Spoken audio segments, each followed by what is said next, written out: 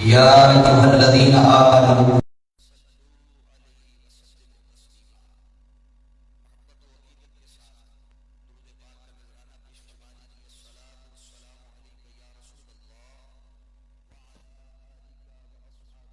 يا سيدي يا حبيب الله الصلاة والسلام عليك يا رسول الله وعلى آلك وأصحابك يا سيدي يا حبيب الله.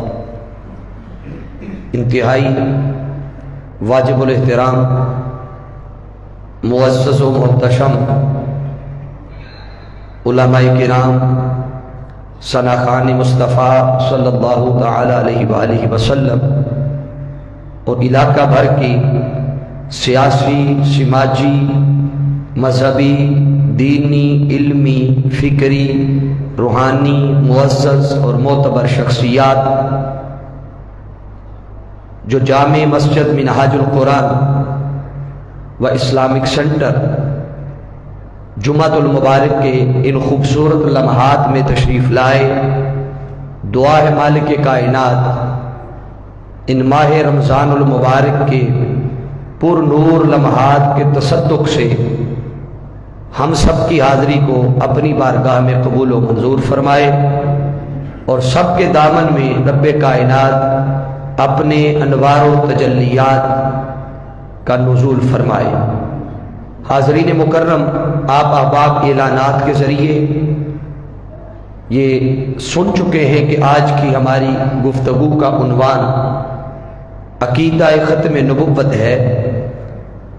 یہ مضمون بڑی اہمیت کا حامل ہے اور گاہے بگاہے امت کے نوجوانوں کے لیے اور نوجوان نسل کے لیے اس مضمون کا بیان کرنا اور اس مضمون کی یاد دہانی کرواتے رہنا یہ یقیناً از حد ضروری ہے، تاکہ جیسے جیسے نئی نسل آتی جاتی ہے ان کے عقیدوں کی اور ان کے ایمان کی حفاظت کے لیے ضروری ہے کہ اس مضمون کو بار دیگر آپ احباب تک پہنچایا جائے۔ میں نے عنوان موضوع کے لیے قرآن مجید سورہ الاحزاب، یہ قرآن مجید کا 33 نمبر سورہ ہے، اس کی آیت نمبر 40 کی تلاوت کرنے کا شرف حاصل کیا ہے۔ آیہ مبارکہ کی طرف جانے سے پہلے یہ بات ذہن نشین کر لیں کہ عقیدہ ختم نبوت اس قدر اہمیت کا حامل موضوع ہے کہ جیسے کوئی بہت بڑی عمارت ہو تو یقیناً وہ عمارت کسی نہ کسی سہارے پر کھڑی ہوتی ہے، اور اگر اس عمارت کی بنیاد کو کھوکھلا کر دیا جائے، اس عمارت کا سہارا توڑ دیا جائے، گرا دیا جائے، نکال دیا جائے تو وہ عمارت سلامت نہیں رہتی بلکہ گر جاتی ہے۔ اسی طرح اسلامی عقائد کی جو عمارت ہے اس کی بنیاد عقیدہ ختم نبوت ہے۔ اگر اس بنیادی عقیدے کا ہی انکار کر دیا جائے تو عقائد کی باقی عمارت خود بخود دھڑام سے زمین بوس ہو جاتی ہے، پھر نہ عبادتیں کام آتی ہیں، نہ ریاضتیں کام آتی ہیں، نہ سجدے کام آتے ہیں۔ کیوں کہ اسلام کا وہ بنیادی عقیدہ جس پر باقی عقائد کی عمارت کھڑی تھی، ہم نے اس کا انکار کر کے اپنے ایمان کو ہی تباہ کر دیا، تو باقی عبادات اور باقی اعمال انسان کے کسی کام نہیں۔ بعض اوقات آپ میں سے کئی احباب کے ذہن میں شاید یہ بات ہو کہ قرآن مجید کی ایک دو آیات ہوں گی جن سے ہم اس عقیدہ ختم نبوت کو واضح کرنے یا ثابت کرنے یا بیان کرنے کی کوشش کرتے ہوں گے۔ ایسا نہیں ہے۔ قرآن مجید کی 129 آیات، بولیے کتنی؟ 129 آیات حضور شیخ الاسلام ڈاکٹر محمد طاہر القادری مدظلہ العالی، آپ نے ایک کتاب لکھی ہے عقیدہ ختم نبوت کے نام سے، 950 صفحے پر مشتمل وہ کتاب ہے۔ اس میں 129 آیات سے استدلال کر کے عقیدہ ختم نبوت کو واضح کیا ہے، اور نہ صرف 129 آیات بلکہ 225 کے لگ بھگ احادیث مبارکہ ہیں جن سے عقیدہ ختم نبوت کو واضح کیا۔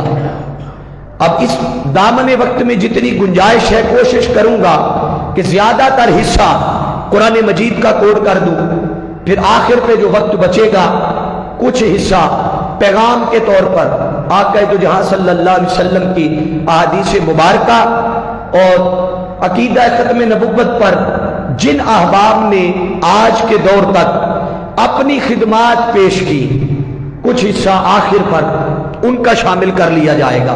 یہ 3 حصوں پر آج کی گفتگو ہوگی۔ اللہ رب العزت نے ارشاد فرمایا ما کان محمد ابا احد من رجالکم، کہ لوگوں سن لو کہ محمد صلی اللہ علیہ وسلم تمہارے مردوں میں سے کسی جوان مرد کے باپ نہیں ہے۔ بولیے جوان مرد کے باپ، بالغ مرد کے باپ نہیں ہے۔ اگر نہیں ہے تو پھر کیا ہے؟ قرآن نے وضاحت فرما دی، فرمایا ولیکن رسول اللہ، وہ کسی جوان مرد کے باپ تو نہیں ہے مگر شان یہ ہے کہ ولیکن رسول اللہ، یہ اللہ کے رسول ہیں۔ بولیے اللہ کے رسول ہیں۔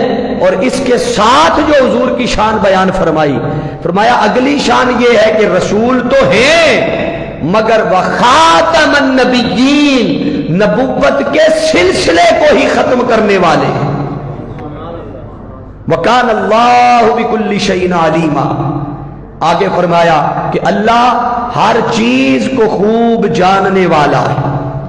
اب حاضرین جی احتشام، اس میں ایک بڑا لفظ خاص آیا ہے، آپ احباب کا مقدر ہے جو بر وقت پہنچ آئے ہیں، اور بعد میں آنے والوں کا اپنا مقدر ان کے حصے میں کیا آتا ہے، مگر آپ خوش نصیب ہے کہ آپ کے حصے میں وہ بنیادی نقطہ جو سمجھانا چاہتا ہوں، اس میں لفظ بڑا خاص واضح صراحت کے ساتھ آیا ہے، خاتم النبیین، کہ اللہ نے اپنے محبوب صلی اللہ علیہ وسلم پر نبوت کے سلسلے کو ختم کر دیا ہے۔ بولیے نبوت کے سلسلے کو ختم کر دیا ہے۔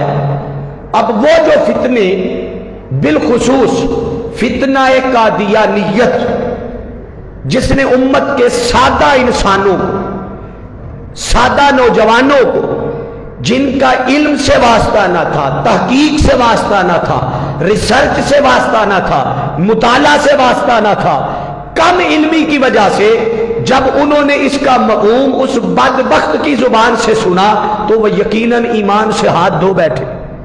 اب چونکہ قیامت تک قرآن میں کوئی شخص تحریف تو کر نہیں سکتا، کوئی لفظ بدل نہیں سکتا، کوئی لفظ نکال نہیں سکتا۔ کیوں؟ کہ اس لیے اللہ رب العزت نے قرآن کی حفاظت کا ذمہ اپنے ذمے لے رکھا تھا۔ فرمایا انا نحن نزلنا الذکر وانا لہ لحافظون، کہ ہم نے اس قرآن کو نازل کیا ہے اور اس کی حفاظت کا ذمہ بھی ہم نے لے رکھا ہے۔ اب ذرا توجہ کریں کہ ضمانت، حفاظت کی ضمانت تو چونکہ اللہ نے لے رکھی تھی، قرآن کا کوئی لفظ بدل تو سکتا نہیں تھا۔ اس بدبخت مرزے نے یہی پہ بددیانتی سے کام لیا، اسی لفظ کو لیا، لفظ خاتم النبیین کو، اور اس کا رد و بدل تو کر نہیں سکتا تھا، معنی بدلا۔ کیا؟ بولیے معنی بدلا، مفہوم بدلا، اور ایک جال بچھا دیا جس میں لوگوں کو گمراہ کر کے ڈالنے کی کوشش کرنی تھی۔ وہ معنی کیا بدلا؟ وہ کہتا ہے کہ میں نبوت کا دعویٰ نہیں کر رہا، چونکہ قرآن میں آیا ہے، یہ اس کا بیان سنا رہا ہوں۔ وہ کہتا ہے قرآن میں آیا ہے خاتم النبیین، کہ اللہ نے محمد صلی اللہ علیہ وسلم کو نبیوں کی مہر بنا کر بھیجا ہے۔ کہ اب حضور علیہ الصلوۃ والسلام کو اللہ نے مہر عطا کی ہے، اب میں انہی کی لگائی ہوئی مہر سے نبوت کا دعویٰ کر رہا ہوں۔ وہ کہتا ہے کہ حضور کو اللہ نے جو مہر دی ہے، اب نبی جس پر مہر لگاتے جائیں گے وہ نبی ہوتا جائے گا۔ آپ میں سے کئی بندے جب یہ بات سنتے ہیں تو وہ خوش ہو جاتے ہیں، اچھا ہمارے نبی کی اتنی شان ہے کہ حضور جس پہ مہر لگا دے وہ، بولیے ذرا متوجہ ہیں نا سارے، حضور جس پہ مہر لگا دے وہ نبی ہو جاتا ہے۔ تو اس بات میں، اس کے ایک پہلو میں حضور کی عظمت بھی تھی، حضور کی شان بھی تھی کہ اللہ نے تاجدار کائنات کو اتنا مقام اور مرتبہ دیا ہے کہ اب حضور جس پہ مہر لگاتے جائیں گے وہی نبی ہوتا جائے گا۔ بات تو اس کے ایک پہلو میں بڑی شان والی تھی، مگر یہی وہ دروازہ تھا، یہی وہ دروازہ تھا جس نے لوگوں کے ایمان کو تباہ کیا۔ جب اس نے یہ مفہوم بدل کر بیان کیا، کیوں کہ اس نے لفظ خاتم النبیین، نبیوں کی مہر، اس میں کوئی شک نہیں کہ خاتم کا ایک معنی عربی لغت میں مہر بھی ہے۔ کیا لفظ خاتم کا ایک معنی عربی لغت میں مہر بھی ہے؟ اسی نے اسی وجہ سے اس کا سہارا لیا۔ یہ ابتدائی تھوڑی سی لغوی بحث ہے، جس شخص نے متوجہ ہو کر یہ بحث اپنے سینے میں بٹھا لی، وہ قیامت تک کوئی جتنے مرضی پینترے بدلتا رہے، جال بچھاتا رہے، وہ کبھی گمراہ نہیں ہوگا، جس نے یہ لغوی بحث یاد کر لی۔ لفظ خاتم اور خاتم تا کی زبر کے ساتھ اور تا کی زیر کے ساتھ دونوں طریقوں سے آیا ہے، دونوں طرح سے پڑھا جاتا ہے، دونوں قراتوں میں موجود ہے۔ اب لفظ خاتم اور خاتم یہ دونوں کلمات یہ کبھی اسم کے طور پر آتے ہیں، بولیے کبھی، اب سب بولیے، وہ اسم بھی بتا دوں گا کیا ہے، معنی بڑا آسان کر دوں گا، یہ کبھی اسم کے طور پر آتے ہیں۔ جب کبھی یہ دونوں خاتم اور اونچا بولیے، دوہرا دیجیے، خاتم اور خاتم یہ جب اسم کے طور پر آئے تو تب اس کا معنی ہوتا ہے آخر قوم۔ کیا؟ آخر قوم، یعنی کسی جماعت، کسی گروہ، کسی قبیلے، کسی خاندان میں سے جو سب سے آخر پہ آنے والا فرد ہو، یہ تب معنی خاتم اور خاتم بنتا ہے۔ یہ پہلا معنی ہو گیا۔ اب سنیے، جب لفظ خاتم تا کی زیر کے ساتھ آئے تو یہ اس میں فاعل بنتا ہے، بولیے کیا بنتا ہے؟ اس میں فاعل، اور اس میں فاعل سے مراد یہ ہے فعل کرنے والا، فاعل خاتم بر وزن فاعل، تو تب اس کا معنی ہوتا ہے ختم کرنے، اونچا بولیے، ختم کرنے والا۔ اسی طرح کھانے والا، اسی طرح پینے والا، کوئی بھی فعل کرنے والا ہو، وہ جو فعل کر رہا ہے تو وہ کرنے والا ہے۔ کیا؟ وہ جو فعل کر رہا ہے فعل کرنے والا ہے۔ تو خاتمن اگر اس کی نسبت آقا دو جہاں صلی اللہ علیہ وسلم کی طرف کی جائے تو معنی یہ ہوگا خاتم النبیین، نبوت کے سلسلے کو ختم کرنے والا، بولیے نبوت کے سلسلے کو ختم کرنے والا۔ اب دو معنی ہو گئے۔ اب یہی لفظ کبھی اس میں اعلیٰ کے طور پر آتا ہے، جب کبھی اس میں اعلیٰ کے طور پر آئے تو تب معنی مہر دیتا ہے، بولیے تب معنی مہر دیتا ہے۔ اور تب بھی معنی مہر کیسے دیتا ہے؟ اب توجہ کیجئے گا، تب بھی ایک شرط کے ساتھ ہے۔ کیا؟ ایک شرط کے ساتھ۔ وہ شرط کیا ہے؟ آپ جیسے دیکھیے، اگر لفظ ختم یا خاتم کے بعد لفظ اعلیٰ آ جائے، توجہ ہے نا سب کی طرح، بولیے لفظ خاتم یا ختم کے بعد لفظ اعلیٰ، لفظ اعلیٰ آ جائے تو تب معنی مہر دیتا ہے۔ جیسے قرآن مجید کے ابتدائی حصے میں اللہ نے ارشاد فرمایا ختم اللہ علی قلوبہم، کہ اللہ نے ان کے دلوں پر، اب بولیے نا ذرا سارے تاکہ معنی یاد رہے، اللہ نے ان کے دلوں پر मोहर लगा दी है। तो जब कभी लफ्ज खातम के बाद लफ्ज अला आए तो तब माना मोहर देता है। अब रह गया मोहर का सवाल, जो उस बदबख्त का दयानी ने माना बयान किया कि हुजूर जिस पे मोहर लगाते जाए वो नबी हो जाता है। नहीं, मोहर का माना यह है कि कोई तहरीर लिखी जाए, बोलिए कोई तहरीर लिखी जाए, साहिब तहरीर जब उस तहरीर का एंड करता है, इख्तिताम करता है, तो इख्तिताम पर मुतवज्जे जब तहरीर खत्म होती है तो वो एंड पर एक मोहर लगाता है।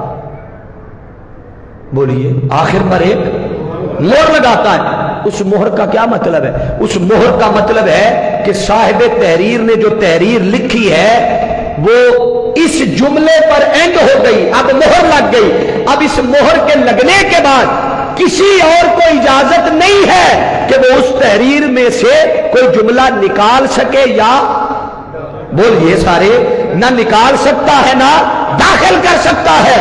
बस रब्बे कायनात ने जो हजरत आदम अलैहिस्सलाम से लेकर सैयदना ईसा अलैहिस्सलाम तक जो अंबिया के सिलसिले को शुरू किया था, उस सिलसिले की आखिरी कड़ी और बतौर मोहर मोहम्मद मुस्तफा को बनाया। अब आका चूंकि मोहर बन के आ गए, अब मुस्तफा के बाद उस साहिब तहरीर की इजाजत के बगैर उसमें से ना कोई डाला जा सकता है ना निकाला जा सकता है। वो मुस्तफा आखिरी नबी बनकर बतौर मोहर आए हैं। अब हुजूर के बाद ना कोई नबी आ सकता है ना कोई रसूल आ सकता है। बोलिए आका के बाद ना कोई नबी आ सकता है ना कोई रसूल आ सकता है। अब हाज़रीन इत्तेशाफ, आप इब्तदाई हिस्सा जरा आया मुबारका का देखिए। अल्लाह रब्बुल इज्जत ने इरशाद फरमाया, मैं बिलखुसूस नौजवानों को मुतवज्जे कर रहा ताकि आपके ईमान को तकवीयत मिले। अल्लाह ने इरशाद फरमाया, मा काना मुहम्मदुन अबा अहदिम मिर रिजालिकुम, कि मोहम्मद सल्लल्लाहु अलैहि वसल्लम तुम्हारे मर्दों में से किसी बालिग जवां मर्द के बाप, सारे बोलिए जवां मर्द के बाप। ये बात अल्लाह को कहने की क्या जरूरत पेश आई? भाई किसी जवां मर्द का बाप होना कोई ऐब तो नहीं है। कई नबी ऐसे हुए, अब जरा तवज्जो करना, कई नबी ऐसे हुए कि जिनको अल्लाह ने औलाद दी, औलाद जवान हुई, बालिग हुई, फिर औलाद जब जवान हो गई, बालिग हो गई, तो अल्लाह ने फिर उनको भी नबी बनाया। अंबिया की औलाद को भी, बोलिए बेटों को भी अल्लाह ने नबी बनाया। आप हजरत इब्राहीम अलैहिस्सलाम की मिसाल ले लें, आपके बेटे हजरत इसहाक अलैहिस्सलाम भी नबी, बेटे इस्माइल अलैहिस्सलाम भी, बोलते जाइए। आप हजरत याकूब अलैहिस्सलाम की मिसाल ले लें, वो खुद भी नबी, बेटे यूसुफ अलैहिस्सलाम भी नबी। आप हजरत ज़करिया अलैहिस्सलाम की मिसाल ले लें, खुद भी नबी, बेटे यहया अलैहिस्सलाम भी नबी। तो आप देखिए कि कई नबी ऐसे हुए कि जिन्हें अल्लाह ने औलाद दी और औलाद फिर जवान हुई, औलाद फिर जवान हुई, और अल्लाह ने जवान औलाद का बाप बनाया उन नबियों को। तो जवान औलाद का बाप होना कोई ऐब, बोलिए ना था। अगर ऐब नहीं था तो रब्बे कायनात ने हुजूर की बारी आई तो अबूवत की नफी क्यों की? फरमाया मोहम्मद सल्लल्लाहु अलैहि वसल्लम तुम्हारे मर्दों में से किसी जवान मर्द के बाप नहीं है। हाँ, हिकमत और सबब यह था कि अगर आका अलैहिस्सलाम का बेटा जवान हो जाता तो यकीनन वो भी नबी होता। बोलिए यकीनन हुजूर का बेटा भी नबी होता। और अगर आका का बेटा जवान होकर नबी हो जाता, चूंकि हुजूर के बाद आना था उसने, तो हुजूर पे खत्मे नबुव्वत न रहती। बोलिए आका अलैहिस्सलाम पर खत्मे नबुव्वत न रहती। अगर बेटा जवान हो जाता तो नबी होता, तो आका के सरे अनवर पर वो खत्मे नबुव्वत का ताज न सजता। अल्लाह रब्बुल इज्जत ने बेटे को बचपन में ही अपनी बारगाह में बुला लिया। आपके ज़हन में शायद बाद अज़ा सवाल आए कि चले बेटा जवान तो रब होने देता, नबी ना बनाता, बेटा जवान होने दे देता, ना नबुव्वत देता। हाँ, अगर इस तरह हो जाता कि बेटा बड़ा हो जाता, बालिग हो जाता, जवान हो जाता, मगर नबी ना होता, तो जरा सोचो कयामत वाले दिन जब अंबिया की सफे सजती, उनमें कई नबी اس شان کے ساتھ آتے کہ وہ خود بھی نبی ہوتے، آگے بیٹے بھی نبی ہوتے۔ ادھر حضور کو دیکھا جاتا تو حضور خود تو نبی ہوتے، بیٹا نبی بولیے نہ ہوتا، تو کیا خیال ہے باقی انبیاء کو جزباً اس ایک پہلو میں آقا علیہ السلام پر فضیلت مل جاتی یا نہ ملتی کہ آقا کا بیٹا ہوتا جوان ہوتا نبی نہ ہوتا، باقیوں کے بیٹے ہوتے جوان ہوتے اور نبی بھی ہوتے، اس جزباً فضیلت بھی اللہ کو گوارا نہ ہوئی۔ رب کائنات نے حضور کی اولاد کو بچپن میں اپنی بارگاہ میں بلا لیا اور بلا کر ختم نبوت کا تاج محمد مصطفیٰ کے ماتھے پر سجا دیا، اور آقا کی ذات میں کوئی عیب اور کوئی نقص بھی نہیں آنے دیا۔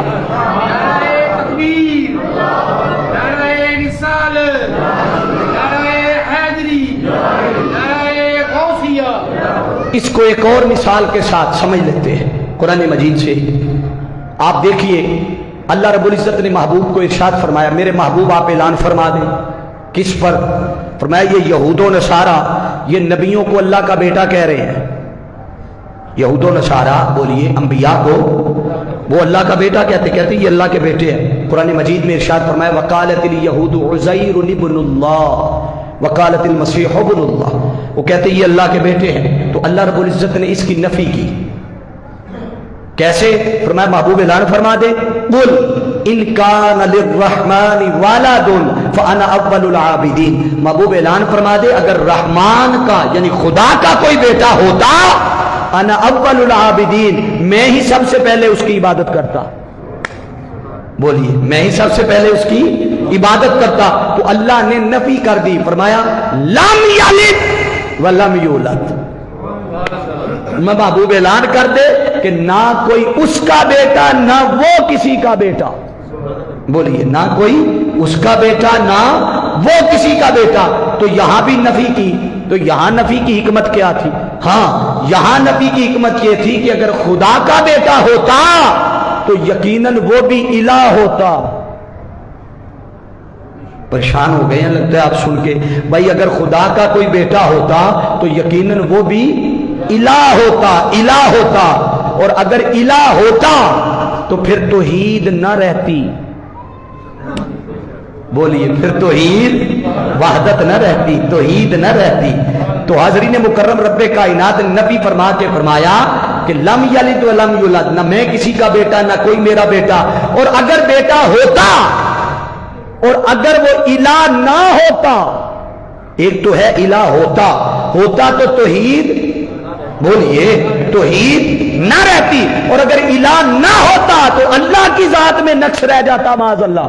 لوگ کہتے ہیں کہ بیٹا خدا کا ہے مگر اپنے باپ سے صفات نہیں لے سکا، کیوں کہ بیٹا باپ سے وراثت بھی لیتا ہے، شراکت بھی لیتا ہے، اوصاف بھی لیتا ہے، خوبیاں بھی لیتا ہے، کمالات بھی لیتا ہے، اور اگر خدا کا بیٹا ہوتا اور الہ نہ ہوتا تو خدا کی ذات میں نقص رہ جاتا۔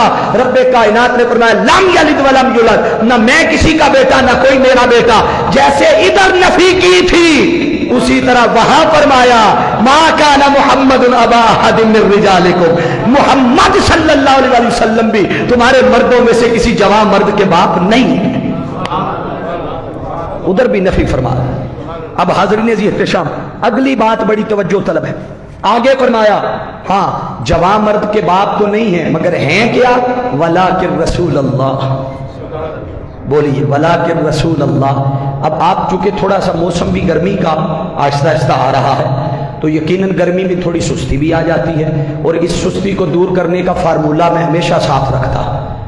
وہ فارمولہ کیا ہے، کب لگانا ہے وہ بھی مجھے آئیڈیا ہے، ذرا آپ کھل کے ایک دفعہ سبحان اللہ بولیں، ابھی میں اندازہ کر لوں گا، نہیں ابھی بہت کم ہے، پتہ چلے کہ میں سلم والی کے علاقہ 120 چک میں آیا، دونوں ہاتھ اٹھا کے کہیے ذرا پھر پتہ چل جاتا۔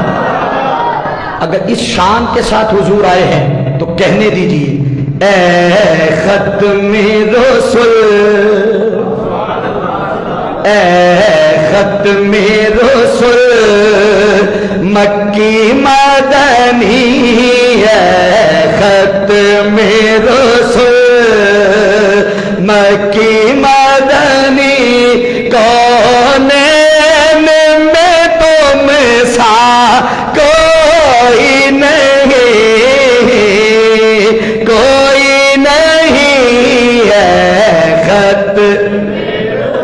ابتدائے ختم نبوت بیان ہو رہا ہے، مل کے کہیے اے ختم رسول مکی مدنی کون میں تم سا کوئی نہیں، کوئی نہیں ہے خط اے ختم رسول مکی مدنی کون میں تم سا کوئی نہیں، کوئی نہیں ہے نور مجسم تیرے سوا ہے، نور مجسم تیرے سوا محبوب خدا کا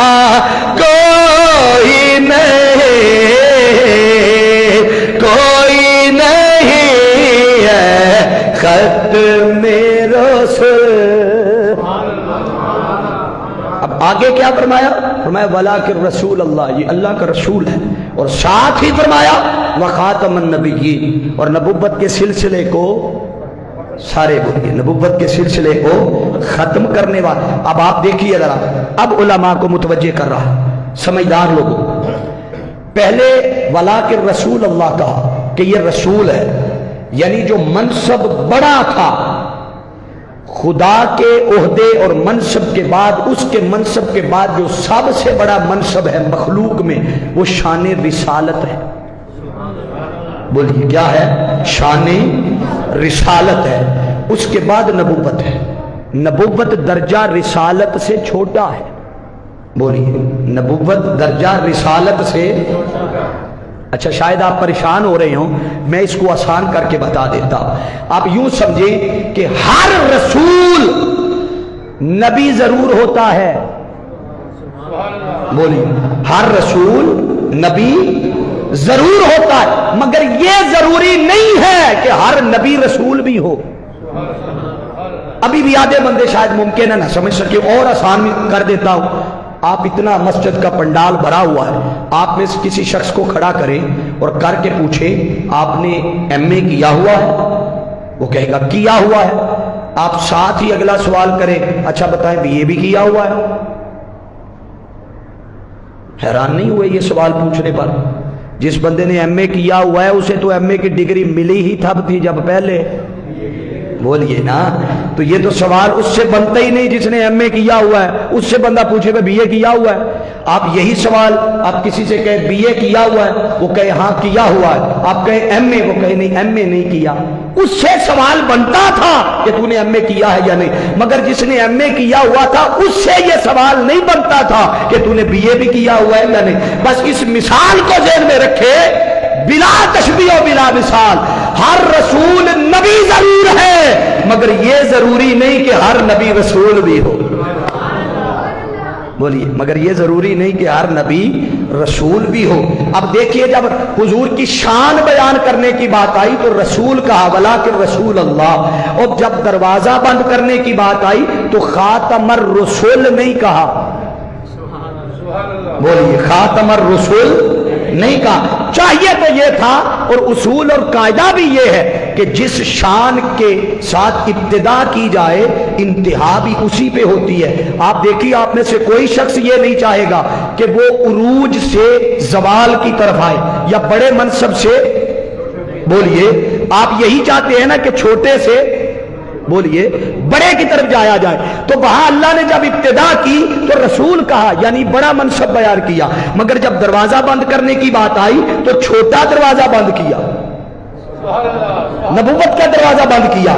باری تعالیٰ یہ کیا حکمت، تو خاتم الرسل کہہ دیتا کہ رسول ہے، رسالت کا دروازہ اس پہ بند کر دیا ہے۔ اللہ رب العزت فرماتا ہے قال انی اعلم ما لا تعلمون، جو میں جانتا ہوں تم نہیں جانتے۔ اگر خاتم الرسل کہہ دیتا تو قیامت تک کئی آ جاتے نشئی اور اس کے کہہ دیتے ہم نبی ہیں، دلیل پوچھتے کہ نبوت کا دروازہ بند ہے، وہ کہتے نہیں دروازہ رسالت کا بند ہے، نبوت کی گنجائش ہے۔ تو اللہ نے فرمایا میں نے نبوت کا دروازہ شان رسالت کی بیان کی، دروازہ نبوت کا بند کیا۔ مقصد یہ تھا کہ جو درجہ چھوٹا ہے ہم نے اس کا دروازہ بند کر دیا ہے. اب قیامت تک میرے مصطفیٰ کے بعد کوئی نبی نہیں آ سکتا تو رسول آنے کا تو سوال ہی پیدا نہیں ہو سکتا.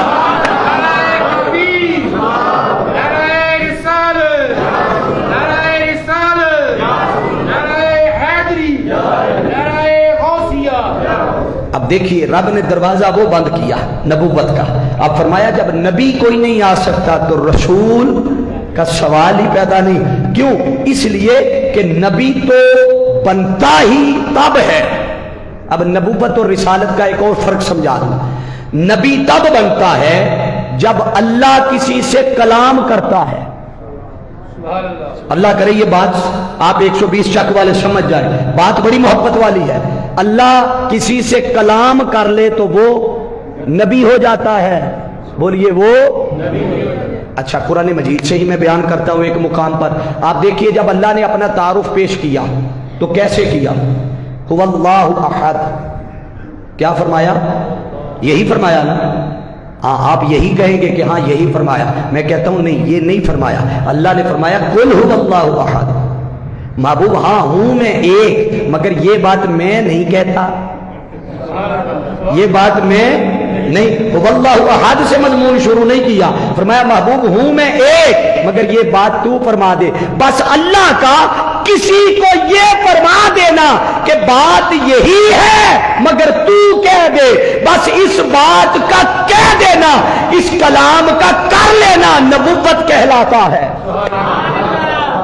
بولیے اس بات کا کہہ دینا نبوت, اس تعلق کا پیدا ہو جانا نبوت کہلاتا ہے. بس رب کائنات نے بتا دیا کہ ہم ہر کسی سے کلام نہیں کرتے, اس لیے کہ رب جس سے کلام کر لیتا ہے وہ نبی ہو جاتا ہے. اب رب نے کلام کیا آدم سے تو آدم, بولیے آدم علیہ السلام نبی ہو گئے. نوح علیہ السلام سے کلام کیا تو بھائی ان میں سے کوئی ایسا ہے بغیر کلام کے نبی ہوا ہو؟ بولیے کوئی بھی ایسا نہیں. ہر کسی پر وہی ہے, کلام ہے تو رب کلام کرتا ہے تو نبی بنتا ہے. رب کلام کرتا گیا نبی بنتا گیا. آدم سے کیا تو نبی بنا, نوح علیہ السلام سے کیا تو نبی بنے.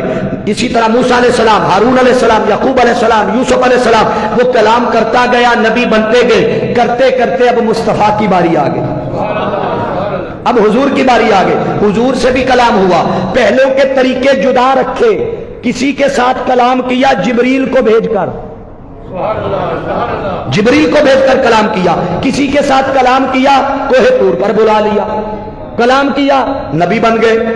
جبریل کے ذریعے کلام کیا تو نبی ہو گئے. جب آقا کی باری آئی تو فرمایا محبوب انداز جدا رکھا ہے, انداز جدا رکھا ہے.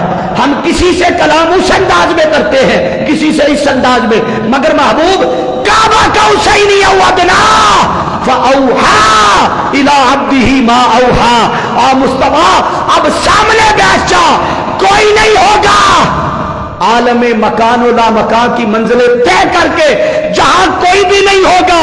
سننے والا تو ہوگا, بولنے والے ہم ہوں گے, ہم کلام کریں گے. میرے مصطفیٰ جب تجھ سے کلام کر لیا تو اب آدم سے بھی کلام کر چکے, باقی 1.25 لاکھ سے کلام کیا. مگر میرے محبوب اب تجھ سے کلام کرنے کے بعد ہم قیامت تک کسی اور سے کلام کی ضرورت نہیں رہی, چونکہ نبی تب بنتا ہے جب اللہ, بولیے جب اللہ کلام کرے. تو آخری کلام رب نے جس سے کیا وہ محمد مصطفیٰ کی ذات ہے. اب حضور کے بعد نہ کوئی وحی آئے گی نہ کوئی نبی آئے گا.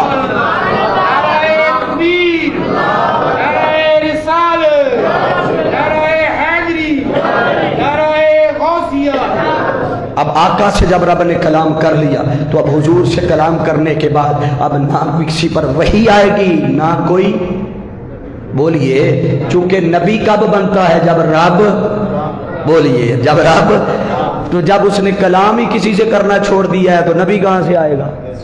اب آئیے میں قرآن مجید کی آسان آسان جگہ کوڈ کر دیتا ہوں. یہ تو صرف اس ایک آیت پر میں نے کچھ چند کلمات گوش گزار کیے. اب میں کچھ آیات کوڈ کرنا چاہتا ہوں, اور یہ بھی یاد رکھے یہ جو کچھ آپ کو سنا رہا ہوں اللہ کی عزت کی قسم اس میں میرا اپنا کچھ بھی نہیں ہے. یہ سارا کچھ وہ ہے جو حضور شیخ الاسلام ڈاکٹر محمد طاہر القادری کے قدموں میں بیٹھ کر علم کی خیرات لی ہے، وہاں سے لی ہے، ادھر آپ کو دے دی ہے۔ ہم ادھر سے لے کر بس ادھر منتقل کرنے والے۔ اب یہ قرآن کا ابتدائی حصہ ہے، بالکل ابتدا۔ اللہ رب العزت نے ارشاد فرمایا الف لام میم ذالک الکتاب لا ریب فیہ۔ اب دیکھیے وہ بات قرآن مجید میں جو اصل بات، اصل سے مراد جس کو میں کوڈ کرنا چاہ رہا ہوں، وہ آئی چوتھے نمبر پر جا کے، مگر اس سے پہلے اللہ نے کیا فرمایا کہ ذالک الکتاب لا ریب فیہ۔ اللہ نے پہلے بندوں کے ذہنوں کو مطمئن کرنے کے لیے فرمایا یہ جس کتاب میں میں وہ بات کہہ رہا ہوں وہ ایسی کتاب ہے لا ریب فیہ جس میں شک کی گنجائش، بولیے سارے، جس میں شک کی گنجائش نہیں ہے۔ فرمایا ذالک الکتاب لا ریب فیہ، شک کی گنجائش نہیں ہے، اور ھدی للمتقین، یہ ہدایت ہے۔ اونچا بولے ہو، ذرا اونچا بولے ہو، اللہ تو مدینے لے جائے، یہ ہدایت ہے اونچا متقیوں کے لیے۔ اب یہ کیسے پتا چلے گا کہ یہ کون سے متقی ہیں جن کے لیے ہدایت ہے؟ اگر ہم آپس میں تلاش کرتے رہیں کہ متقی دیکھیں تو یہ بھی ہو سکتا ہے کہ آپ مجھے متقی کہتے رہیں، میں آپ کو متقی کہتا رہوں، آپ کہیں تو بھی متقی، میں بھی متقی، یہ بھی متقی، وہ بھی متقی۔ نہیں، ہم یوں نہیں کہتے، ہم قرآن ہی سے پوچھتے ہیں، قرآن تو ہی بتا متقی کی علامت کیا ہے، قرآن ہی سے پوچھتے ہیں۔ جب قرآن سے پوچھا تو قرآن نے فرمایا سنو الذین یؤمنون بالغیب، متقین کی صفات میں سے پہلی صفت یہ ہے کہ وہ غیب پر ایمان لاتے ہیں۔ بولیے ذرا کیا؟ وہ اونچا، وہ غیب پر ایمان لاتے ہیں۔ وَيُقِيمُونَ الصَّلَاةَ، اور کیا کرتے ہیں؟ اللہ، ادھر بھی قائم کرتے ہیں نا؟ ہاں، آج کل رمضان ہے، مسجدیں بھری ہوتی ہیں، تو فرمایا وَيُقِيمُونَ الصَّلَاةَ، نماز قائم کرتے ہیں۔ یہ کتنی صفت ہے؟ بولیے، پہلی کیا تھی؟ یؤمنون بالغیب، غیب پر ایمان لاتے ہیں۔ آگے فرمایا وَيُقِيمُونَ الصَّلَاةَ، نماز قائم کرتے ہیں۔ آگے قرآن مجید نے کہا وَمِمَّا رَزَقْنَاهُمْ يُنْفِقُونَ، جو ہمارے دیے ہوئے رزق میں سے خرچ کرتے ہیں، ہمارے دیے ہوئے مال میں سے اللہ کی راہ میں مال لٹا۔ اب سنیے ذرا، تین صفات بیان کر لی، آگے فرمایا اور سنو متقین کی صفات میں سے چوتھی صفت والذین یؤمنون بما انزل الیک، اور اس پر ایمان لاتے ہیں جو ہم نے اپنے محبوب محمد مصطفیٰ پہ نازل کیا ہے۔ بولیے، جو ہم نے اپنے محبوب محمد مصطفیٰ پہ اتارا ہے، نازل کیا ہے۔ اور یقیناً اس سے مراد یہ قرآن ہے جو اللہ نے اتارا ہے اپنے محبوب صلی اللہ علیہ وسلم پر۔ کیا صرف اس پر ایمان لانے والا متقی نہیں؟ فرمایا وما انزل بما انزل من قبل، اور اس پر بھی ایمان لاتے ہیں جو اس سے، بولیے، اس سے پہلے اتارا ہے، یعنی حضور سے پہلے جو وحی اتری، جس پر بھی اتری، اللہ نے اس کا ذکر بھی کیا۔ فرمایا متقین کی چوتھی صفت یہ ہے کہ وہ پہلے پر بھی ایمان لاتا ہے اور جو حضور پہ اتارا، بولیے، اس پر بھی ایمان لاتا ہے۔ اب اس کے بعد کسی اور وحی کا ذکر نہیں ہے، نہ اس سے پہلے نہ حضور پر اترنے والی وحی کے بعد کسی وحی کا۔ اگر پہلی وحی کا ذکر اس قرآن میں آ سکتا ہے تو اگر آقا کے بعد کسی نبی نے آنا ہوتا تو کیا خیال ہے؟ پہلوں کا ذکر آ سکتا ہے، بعد والوں کا نہیں آنا چاہیے تھا؟ بولیے بھئی، بعد والوں کا۔ ہاں، اگر حضور کے بعد کسی نبی نے آنا ہوتا، کسی وحی نے آنا ہوتا، کسی صحیفے نے آنا ہوتا، کسی کتاب نے آنا ہوتا، کسی ایک لفظ کی بھی وحی آنا ہوتی تو خدا بیان کر دیتا۔ اللہ کا بیان نہ کرنا، ذکر نہ کرنا، اس بات کی بیان دلیل ہے کہ جو وحی مصطفیٰ پہ اتری وہ آخری وحی تھی۔ اب اس وحی کے بعد نہ کوئی وحی آئے گی، نہ کوئی، بولی، اس وحی کے بعد نہ کوئی وحی آئے گی، نہ کوئی نبی آئے گا۔ میں سورہ نساء آیت نمبر 136 کوڈ کر رہا، تیزی تیزی سے قرآن مجید کی آیات تو زیادتی کی تھی، میں نے ٹائم تھوڑا دیتا ہے۔ اللہ کرے کہ میں کو 5-7 آیات تو کم از کم آپ کو سنا لوں۔ ایک تو آپ لیٹ آتے ہیں، پھر اوپر سے اتنا اہم مضمون آپ نے چھوڑ دیا۔ ابھی بہت ساری قرآن مجید کی آیات تھی، میں نے 129 بتائی ہیں، چلو 120 بھی چھوڑ دیں تو 9 تو بچتی ہیں نا، بولیے بھئی اتنا تو چاہیے نا کہ ہم 9 آیات تو سن لیں قرآن کی. قرآن ایک تو رمضان ہے، پھر قرآن ہے.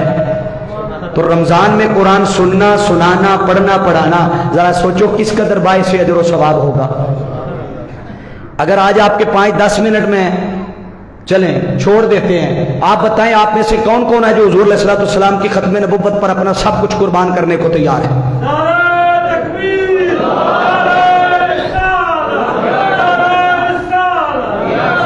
ہم آپ سے کچھ بھی نہیں مانگیں گے. ہم آپ سے یہ بھی قربانی نہیں مانگتے، آپ سے صرف 15 منٹ کی قربانی مانگیں گے، اور کوئی قربانی نہیں ہے. برداشت کر جائیں گے نا؟ ہاتھ اٹھا کے بتائیے.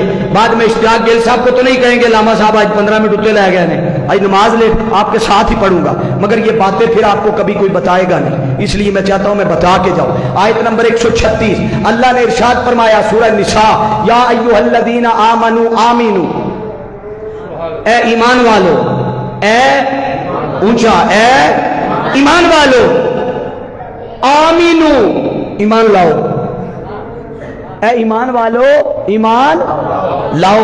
کس کو خطاب کیا؟ یقیناً ہمیں کہا، ہم سے مخاطب ہوا، فرمایا ایمان والو. اب ہمیں مومن کہہ دیا، ایمان والا کہہ دیا، اب ایمان والا کہہ کے پھر کہا آمینو ایمان لاؤ. بھئی سوال یہ ہے کہ اگر ایمان والے نہیں تھے تو مومن کہا کیوں؟ بولیے، اگر مومن نہیں تھے تو یا ایھا الذین آمنوا مومن کہا کیوں؟ اور اگر مومن نہیں تھے تو کہا کیوں؟ اگر تھے تو آمینو بھی تو کہا نا ایمان لاؤ. تو پھر کس ایمان کا ذکر کیا؟ پھر کون سا ایمان ہے جس کے؟ اس کا مطلب ہے کہ اس ایک ایمان کے لانے سے بات نہیں بنے گی، اس فقط کلمہ پڑھ لینے سے بات نہیں بنے گی. کیا ہوگا؟ آگے فرمایا آمنو آمینو باللہ ورسولہ والکتاب الذی نزل علی رسولہ والکتاب الذی انزل من قبل. فرمایا اس پر ایمان لاؤ جو ہم نے اپنے محبوب محمد مصطفیٰ پہ نازل کیا ہے، اور اس پر بھی ایمان لاؤ جو مصطفیٰ سے پہلے نازل کیا. بولیے، جو حضور سے پہلے نازل کیا ہے. اس کے بعد کسی وحی کا ذکر ہے؟ بولیے، آپ قرآن اٹھا کر پڑھ لیجئے، اور کسی وحی کا ذکر نہیں. اللہ رب العزت کا ان 2 وحیوں کے بعد کسی اور وحی کا ذکر نہ کرنا. ایک وہ وحی جو حضور سے پہلے نازل ہوئی، اور ایک وہ وحی جو حضور پر نازل ہوئی. اس وحی کے بعد کسی اور وحی کا ذکر نہ کرنا اس امر پر دلالت کرتا ہے کہ مصطفیٰ ہی آخری نبی ہے، اور وہ وحی بھی آخری وحی ہے جو مصطفیٰ پہ نازل ہو چکی. اب اس وحی کے بعد نہ کوئی وحی آئے گی، نہ کوئی، بولیے، نہ کوئی نبی آئے گا. حاضرین جی احتشام، قرآن کا اگلا مقام کوٹ کر رہا ہوں. وَإِذْ قَالَ عِيسَىٰ ابْنُ مَرْيَمَ یا بنی اسرائیل انی رسول اللہ الیکم مصدقا لما بین یدی من التوراۃ ومبشرا برسول یأتی من بعد اسمہ احمد. عیسیٰ علیہ السلام نے بنی اسرائیل کو خطاب کیا اور فرمایا بنی اسرائیل میں تمہاری طرف انی رسول اللہ، اللہ کا رسول بن کے آیا ہوں، مصدقا لما بین یدی من التوراۃ، اور فرمایا کہ تورات کی تصدیق کرنے آیا ہوں، ومبشرا بشارت دینے آیا ہوں، برسول ایک رسول کی، یاتی من بعد جو میرے بعد آ رہا ہے. بولیے، جو میرے، اونچا، میرے بعد آ رہا ہے. نام کیا ہے؟ فرمایا اسمہ احمد، نام اس کا احمد ہے. اب یہ کام جو حضرت عیسیٰ علیہ السلام نے کیا ہے، یہی کام باقی جتنے نبی بھی اللہ بھیجتا رہا وہ بھی یہی ڈیوٹی کرتے رہے. بولیے، باقی نبی بھی، بولیے بھائی، انبیاء کے بھیجنے کا جو مقصد تھا، بنیادی ڈیوٹی، اگر کوئی چوتھی کسی کے علم میں آ جائے تو وہ کھڑا ہو کے مجھے بتا دے، بنیادی ڈیوٹی میں بتا دیتا. پہلی، اللہ کی توحید کی معرفت. بولی، اللہ کی توحید کی، لوگوں کو توحید کا تعارف کروانا. توحید کیا ہے، وحدت کیا ہے، خدا کون ہے، عبادت کے لائق کون ہے، اس کی توحید کی معرفت کروانا، یہ پہلی ڈیوٹی. دوسری کیا، لوگوں کو شرک سے روکنا. بولیے سارے، لوگوں کو شرک سے بھائی انبیاء یہی ڈیوٹی کرتے رہے، شرک سے روکنا، یہ دو بنیادی ڈیوٹیوں کے ساتھ تیسری شے یہ دو کام بھی کرتے رہے، ساتھ کہتے رہے اب من بعدی، ہمارے بعد بھی ایک آ رہا ہے، ہمارے بعد بھی، اور یہ کام 1.25 لاکھ نے کیا، بولیے یہ کام 1.25 لاکھ نے کیا۔ تو اگر باقی نبی یہ ڈیوٹی کرتے رہے تو ظاہری بات ہے بحیثیت نبی تاجدار کائنات صلی اللہ علیہ وسلم کوئی نئی ڈیوٹی تو نہیں لے کے آئے، وہ بھی تو وہی ڈیوٹی کریں گے جو باقی نبیوں نے کی۔ تو باقی نبیوں نے کیا کی؟ توحید کی معرفت، شرک سے روکنا، اور بعد میں آنے والے کی خبر دینا، بعد میں آنے والے کی خبر دینا، جو پہلے نبی کرتے آئے۔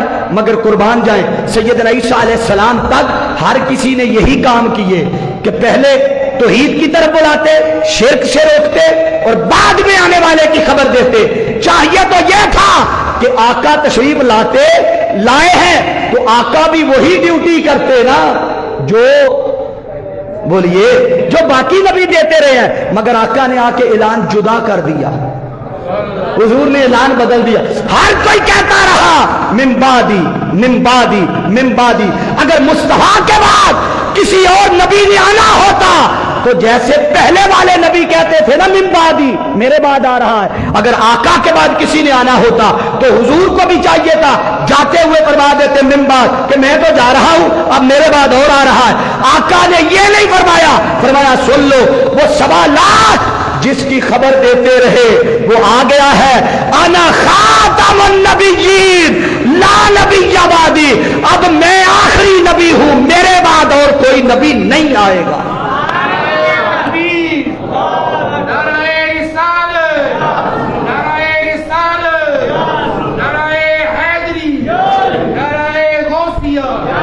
بولی اب میں آخری نبی ہوں، میرے بعد اور کوئی نبی نہیں آئے گا۔ آپ دیکھیے وہ مقام نبوت پر فائز ہو کر باقی نبی بھی مقام نبوت پر فائز ہو کر بھی عبد بنے رہے، کیا عبد بنے رہے، بندے کہلواتے رہے، بندے بنے رہے، اور اللہ رب العزت ان کی بندگی کا ذکر کرتا رہا، ان کے کمالات، ان کے اوصاف، ان کا ذکر کرتا رہا۔ آپ قرآن مجید اٹھائیے، اللہ نے ارشاد فرمایا سلام علی نوح فی العالمین، اے نوح تجھ پر عالمین کا سلام ہو، انا کذالک نجزی المحسنین، ہم اسی طرح اپنے محسنین کو جزا دیا کرتے ہیں، انہ من عبادنا المؤمنین، تو ہمارا بڑا عبادت گزار بندہ ہے۔ اب یہ دیکھیے بندہ کہا، کیا کہا؟ بندہ کہا، اور جب اور مقام پر ذکر کیا تو فرمایا اپنے محبوب کو خطاب کرتے ہوئے فرمایا محبوب یاد کیجئے وَاذْكُرْ عَبْدَنَا ایوب، ہمارا ایک بندہ تھا ایوب، بولیے ہمارا ایک بندہ تھا ایوب، کبھی فرمایا وَاذْكُرْ عَبْدَنَا ایوب، کبھی فرمایا ہارون، کبھی فرمایا موسیٰ، کبھی فرمایا ابراہیم، کرتا رہا، کہتا رہا عبد، اور عبد کون سا؟ اِنَّا وَجَدْنَاهُ صَابِرًا، یہ صبر والا بندہ ہے، اِنَّهُ كَانَ مُخْلَصًا وَكَانَ رَسُولًا نَبِيًّا، یہ بڑا مخلص رسول ہے۔ کسی کو مخلص کہا، کسی کو عبد کہا، کسی کو صابر کہا، ان کی خوبیاں بیان کرتا رہا، ان کے کمالات بیان کرتا رہا، مگر جب تاجدار کائنات صلی اللہ علیہ وسلم کی باری آئی تو رب کائنات نے فرمایا سنو وَإِن كُنتُمْ فِي رَيْبٍ مِّمَّا نَزَّلْنَا عَلَىٰ عَبْدِنَا، ہم نے اپنے بندے پر نازل کیا ہے، بندہ کون سا یہ ذکر نہیں کیا، بولیے یہ ذکر۔ آپ درمیان والے، میں قرآن مجید کے 3 مقامات لے رہا ہوں، ابتدائی، درمیانہ اور آخر، تاکہ پورے قرآن کی نمائندگی شامل ہو جائے، ورنہ بہت ساری آیات ہے۔ وہاں فرمایا سبحان الذی اسرا، بولیے سبحان الذی اسرا بعبدہ، پاک ہے وہ ذات جو لے گئی اپنے، اونچا بولیے، اپنے بندے کو لے گئی۔ آپ سورہ نجم میں چلے جائیے، وہاں فرمایا فَأَوْحَا إِلَىٰ عَبْدِهِ مَا أَوْحَا، اللہ نے وحی کی اپنے، بولیے اپنے، بہت سادہ بندے ہو تسی بھی، اپنے بندے پر وحی کی۔ اب ذرا سنیے، حضور کو جہاں بھی کہا صرف بندہ کہا، باقی جس کا بھی ذکر کیا کسی کو صابر کہا، کسی کو مخلص کہا۔ حیران ہوئے، پریشان بھی ہوئے۔ حیران آپ اس لیے ہوئے کہ اتنی شان ان انبیاء کی رب بیان کر رہا ہے؟ پریشان اس لیے ہوئے کہ حضور کی کوئی صفت بیان نہیں کی، حضور کو صرف بندہ کہا۔ بولیے آقا علیہ السلام کو صرف بندہ کہا، سن لیں حکمت کیا تھی، سبب کیا تھا۔ ہاں تھے وہ بھی عبد، تھے مصطفیٰ بھی عبد، مگر عبد میں فرق رہا۔ باری تعالیٰ بتانا کہ باقی سارے نبیوں کی صفات، کمالات، ان کا صبر، ان کا زہد، ان کی عبادت، ان کی گریہ زاری ساری بیان کرتا رہا، اور مصطفیٰ جسے تو رات کے تھوڑے سے حصے میں سیر کراتا ہے، اتنی شان والے نبی کی کوئی صفت بیان نہیں کرتا۔ رب فرماتا ہے ہاں جس میں جو کمال زیادہ تھا، جو صفت زیادہ تھی، جو گنی چنی تھی، جو گنی چنی تھی، ہم نے بیان کر دی۔ اب توجہ کیجئے، ہاں جس میں گنی چنی خوبیاں تھی ہم نے بیان کر دی۔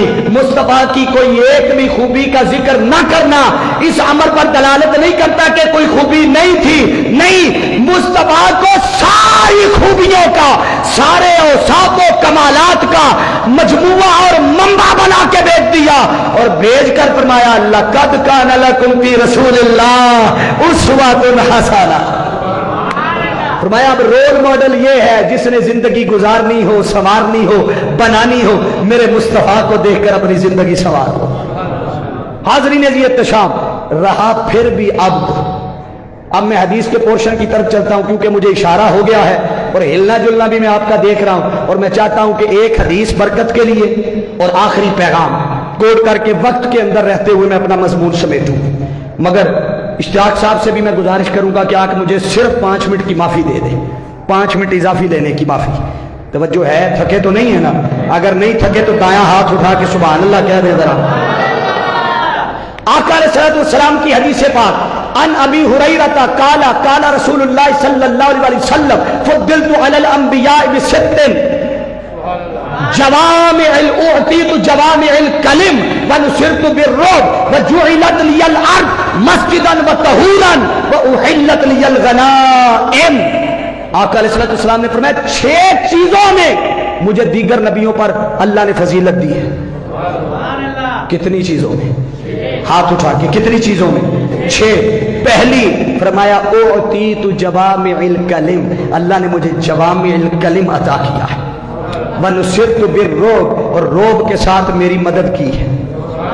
بولیے روب کے ساتھ میری، اور یہ روب کے ساتھ میری مدد کرنے 6 چیزیں ہیں، تو 6 پر بھی 2-2 4-4 منٹ میں لگانا چاہوں تو لگا کے 25-30 منٹ لگا سکتا ہوں، مگر میں ایک خاص چیز اس میں سے آپ کو سنانا چاہتا ہوں۔ وَنُصِرْتُ بِالرُّعْبِ، اللہ نے روب کے ساتھ مدد کی۔ معنی کیا ہے؟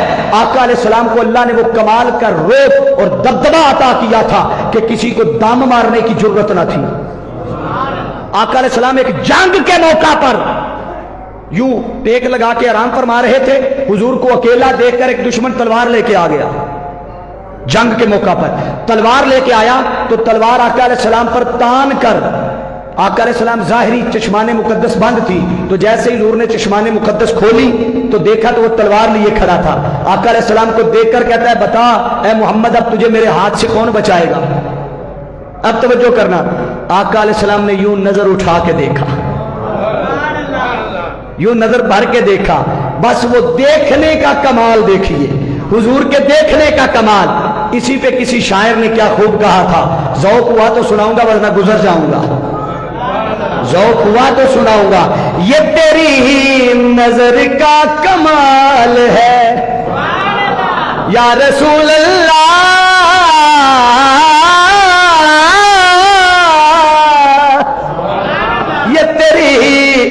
نظر کا کمال ہے، مجھے پوچھتے ہیں بڑے بڑے، میں تو سنگ راہ دیار تھا، تو نے ایک نگینا بنا دیا۔ آقا نے نظر بھر کے دیکھا، اس پر کپ کپی طاری ہو گئی، وہ کانپنے لگ گیا، جسم کانپنے لگ گیا، تلوار ہاتھ سے گر گئی، اسی وقت گر گئی۔ حضور نے وہی تلوار پکڑی اور پکڑ کر کہا بتا اب تجھے محمد کے ہاتھوں سے کون بچائے گا؟ اب میں علماء کو متوجہ اور بالخصوص اشتیاق بھائی کو متوجہ، یہ جو آقا نے فرمایا تھا نا कि अब तुझे मोहम्मद के हाथों से कौन बचाएगा। इस बचाए का माना हर किसी ने अपना बयान किया, मगर मेरा इश्क और विजदान कहता है कि मुस्तफ़ा तो गालियां देने वालों को भी माफ कर देते थे, उसे क्या कहना था। ये जो हुजूर ने फरमाया तुझे कौन बचाएगा, इसका माना यह था कि अब तो मुस्तफ़ा की बारगाह में आ गया है, अब दौलत ईमान लिए बगैर कहाँ जाएगा। और यही वजह हुई कि आका के तकने की देर थी, अल्लाह ने उसके मुकद्दर में ईमान की दौलत लिख दी। तो हुजूर को वो रोब अता किया था। और याद रख लो, ये रोब जामिद नहीं होता, ये फैज कभी भी जामिद नहीं होता, रुकता नहीं, ये आगे फैज मुंतकिल होता है। और यही वजह है कि बारगाह मुस्तफ़ा से ये फैज मौलाए कायनात को मिला, मौलाए कायनात को इस रोब का फैज मिला। फिर गौसुल आज़म सैयदना शेख अब्दुल कादिर जिलानी को ये फैज मिला, फिर चलते चलते ये फैज औलिया तक पहुंचा। और आज के दौर में उसी वनुसिर तो बिर्रोब, उस रोब का फैज आज के दौर में अल्लाह ने जिस हस्ती को अता किया, उस हस्ती को शेखुल इस्लाम डॉक्टर मोहम्मद ताहिरुल कादरी कहते हैं। आपको भी उसी रोब का फैज मिला। वो फैज कैसा फैज है कि वो यहां हो ना हो, कनाडा में हो, अमेरिका में हो, बर्तानिया में हो, जापान में हो, ऑस्ट्रेलिया में हो, जहां कहीं भी हो, अरे उनके सामने बैठकर किसी को दम मारने की जरूरत नहीं। पीठ पीछे तो फिर सारे बातें करते रहते हैं, मगर उनकी मजलिस में बैठ के किसी में हिम्मत नहीं होती कोई सवाल पूछ जाए, कोई बात कर जाए। क्यों कि ये बारगाह मुस्तफ़ा का वनुसिर तो बिर्रोब का फैज है। हाज़रीन इत्तिशाम, दौर गुजरते गए, हर दौर में इन फितनों ने सर उठाया। झूठा नबुव्वत का दावा करने वालों ने, आका अलैहिस्सलाम ने जाते जाते बशारत दी थी, फरमाया सलासून कज़्ज़ाबून, मेरे बाद 30 झूठे आएंगे। कितने? सारे कितने? अब वो 30 झूठों की फहरिस्त भी मेरे पास पड़ी है, 30 मुकम्मल नहीं, 22 है। अभी तक कादियानी तक 22 झूठा दावा नबूवत करने वाले आए हैं। मुसैलमा कज़्ज़ाब से लेकर आज के इस दौर के उस फितना कादियानियत तक 22 लोग बनते हैं जिन्होंने अब तक झूठा दावा नबूवत किया है। फहरिस्त है, मगर उस फहरिस्त में नहीं जा रहा। जब कभी अगर नमरूद आता है तो रब मुकाबले में फिर इब्राहिम भी भेजता है, अगर फिरौन आता है तो रब, कुछ तो तुसी भी सुना छोड़ो, रब मूसा भी भेजता है। और हां, अगर यजीद आता है तो फिर रब हुसैन भी भेजता है।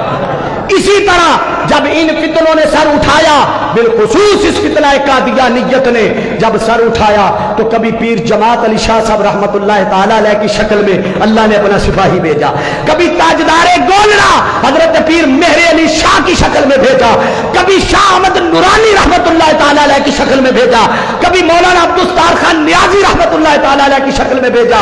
और आज के दौर की बात की जाए तो आज के दौर में अल्लाह ने इन फितनों का सर कुचलने के लिए जिस हस्ती को चुना, उस हस्ती को शेखुल इस्लाम डॉक्टर मोहम्मद ताहिरुल कादरी कहते हैं। आप शायद, आप में से कईयों के ज़हन में हो कि ऐसे उनके साथ अकीदत है तो नाम ले रहा है। मैं आखिरी मेरी बातें हैं, आखिरी 1984 की बात सुनाना लगा। कब की? हाथ उठा के बोले ताकि मुझे यकीन रहे, आपको याद रहेगी। 1984।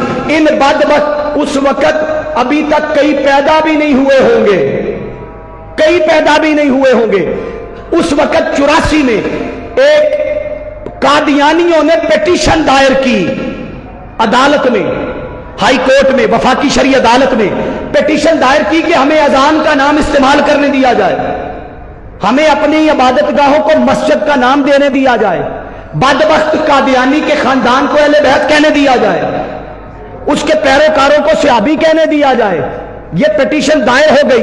उनका वकील आ गया, मुजीबुर रहमान नामी उनका वकील था।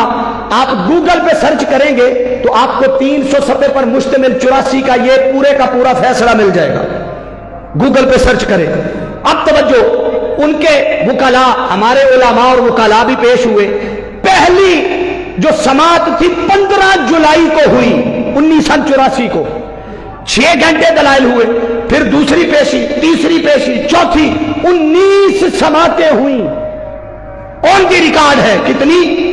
सारे बोलिए कितनी? ये नौजवानों को नहीं पता बताना मेरा फर्ज बनता है। 19 समातें हुई।